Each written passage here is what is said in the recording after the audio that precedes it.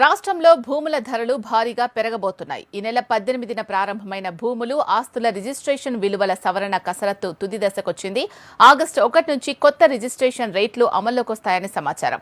రాష్ట్రంలోని భూములు, ఆస్తుల రిజిస్ట్రేషన్ విలువను సవరించే ప్రక్రియలో భాగంగా వ్యవసాయ భూముల విలువలను 3 కేటగిరీలుగా నిర్ధారించారు. గ్రామాల్లోని వ్యవసాయ భూములు, రాష్ట్ర, జాతీయ రహదారుల పక్కన ఉండే వ్యవసాయ భూములు, వెంచర్లు ఇలా 3 కేటగిరీల్లో విలువలను నిర్ణయించారు. రాష్ట్రంలోని ఎకరా వ్యవసాయ భూమి కనీస ధరను 4 లక్షలుగా నిర్ధారించారు స్టాంపులు, రిజిస్ట్రేషన్ల శాఖ అధికారులు. ఏజెన్సీలు మినహా మిగతా ప్రాంతాల్లోనూ ఎకరాకు 4 లక్షల ధరే ఉండనుంది.